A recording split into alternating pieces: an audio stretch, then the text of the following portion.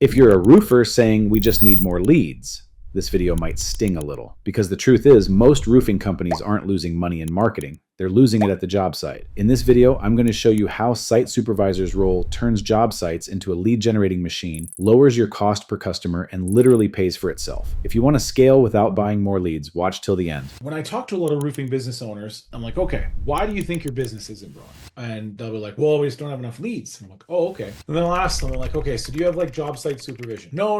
We just give the subs a good work order, and then we try and get them to take pictures throughout the day. Okay. How good are they at taking pictures? Ah, man, it's always a hassle. We get that question all the time. Like, how do I get my subs to take my pictures, right? Or we'll say, oh, we don't have a site supervisor, but the sales guy's job, stop by and knock the 6-pack. So he stops and checks in with the homeowner, make sure it looks good. I'm like, great. So the sales guy I hired 2 weeks ago, does he know what a good job site looks like? No. Then I'll say, have you tried calling your business? Have you tried calling your roofing company, like as an anonymous person? Have you secret shopped and called your estimators to come out and estimate a friend's house and like watched how they were? Have you drove up to your job site at like 11:45 in the afternoon and saw what it looks like? Sales process, non-existent. Phone calls, weak on the phone calls. Job site, complete disaster throughout the day. Tools everywhere, tarps all blown up against the house, total mess. I'm like, so what's your plan to fix your company again? Oh, we're going to market it. We're going to get lots of leads. And I'm like, lost cause. The goal is to just make it that when people drive by, they would go, wow, that place looks organized. And so what does a site supervisor do? This is the magic of the site supervisor. So we're going to dive a little bit deeper into this role. What do they do? So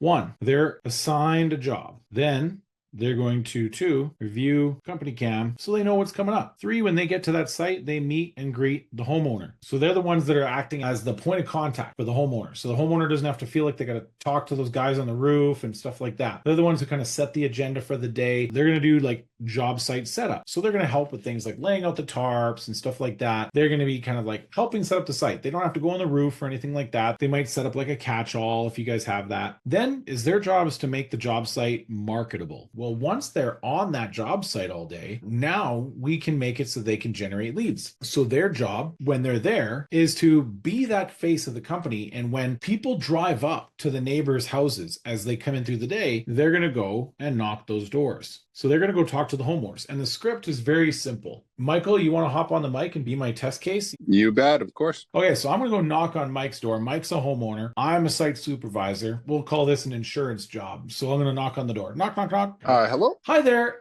My name's Adam. Sorry to bother you. You probably heard, but the guys over there doing the roof, I'm running that job site. And I just want to introduce myself and say, like, I'm the site supervisor. So if there's any issues, the music's too loud, or if something blows over into your driveway, you can take this card and you can just call me and I'll come over and get it addressed right away. But I'll be here all day too. Oh, okay. Well, thanks for coming over. It is pretty noisy. Yeah, we know that. And what we actually did is we worked with Nitsa's Pizza over on 34th Street, little kind of out of the way. They're a really nice pizza shop, but they gave us these $25 gift cards. We just want to like be good, welcome in the neighborhood. You take this $25 gift card, get out of here, get the family away from the noise, go enjoy yourselves. And that way you don't have to hear all the noise all night. Does that sound good? Yeah, anytime I don't need to do any cooking and can get the kids fed, that's amazing. Perfect. Well, hey, what was your name? My name's Michael. Michael. Okay, well, Michael, thanks so much for opening the door and just letting me talk to you. Okay, I'll get out of here. Oh, okay. Well, thank you so much for the gift card. Actually, 1 second.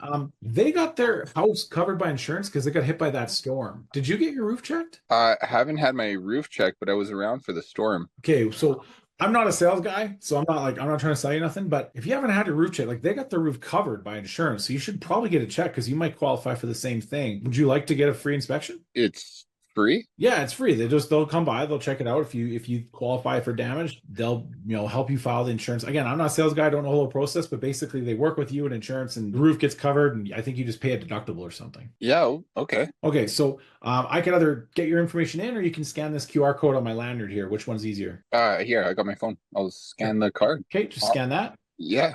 Okay, yeah, there it is. Yep, you put your information in. One of our customer success people reach out. They'll book an appointment with you. Again, it's not my thing. I thought you were a nice guy. You opened the door. I thought I'd help you out. Oh, awesome. Well, I'm going to grab some pizza, man. Thanks again. Thanks again, Michael. Have a good day. Yeah, see ya. Perfect. Thanks, Mike. So that's kind of the script. It's very non-confrontational. It's not a sales pitch. We actually say, I'm not a salesperson, which like immediately brings down the boxing gloves, right? Because it's like, you're not a threat? Oh, okay. The whole thing is set up to say, hey, I'm just a guy who's running a site, keeping this thing going okay. If anything bothers you about the fact that we're here, don't go to Google to leave a 1-star review. Call me and I will come take care of it. If I let them scan the QR code, I've pixeled their phone and now I'm going to retarget them with Facebook ads. Plus, they might fill it out. Either way, customer success manager phones them and books them. And if that appointment shows, they get $150. And that's the magic. That's where all of a sudden all of this starts to make sense and pay for itself, which is what I'm going to show you next, is how the maths. So this is like a typical $10 million org chart. Here's all the bodies that exist in a $10 million business, how that breaks down with $18,000 jobs, which is 555 jobs, which at a 30% close rate is 1,850 leads. Like the math breaks down. What that means is that if we're getting $300 leads, which is financially affordable, it's about 5%, $300 leads closing at 30% is $1,000 cost of acquisition, right? $300, if you close at 30%, you're spending $1,000 in marketing costs to acquire a customer. But this is where it gets interesting. If you were to guess how much better in a percentage, how much better is your close rate on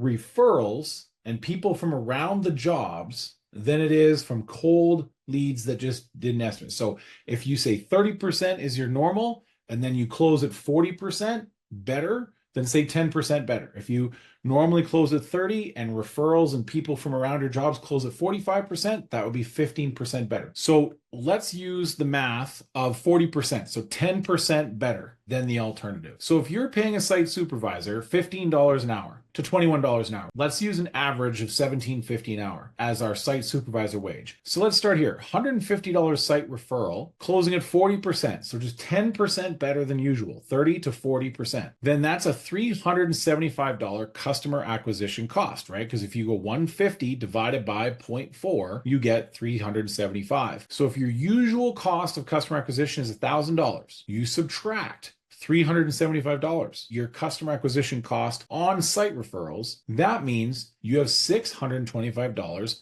left over. Well, if you're paying $17.50 an hour and you get one of these site supervisor referrals every 2 days, which is below trend. We have some people who get 1 or 2 per job. It just depends on what? Training. You got to train your people on how to execute that script, right? If they can't execute that script, if they can't nail the door knock, if they can't nail the, hey, I'm sure you heard the noise, I'm just over here running the job. If anything's wrong, call me. Oh, by the way, they got that good positive outcome that you might want too. I'm not a salesman, but hey, would you like a free thing? Because I just gave you a free thing. Act of reciprocity, do what I want. Oh, well then here's 2 paths of action that will help you get that desirable outcome. If they can't nail that script, then yeah, the effectiveness won't be there. You have to train them. But if you do, and you get 1 every 2 days, well, your cost of $17.50 an hour, let's say, times 10 hours is $175 a day. Every 2 days, that's $350. So when you go $625 savings minus $350 in input cost, this number could be higher, could be in overtime, but you're usually making $275 a day profit by just, instead of spending $1,000 per customer like you over here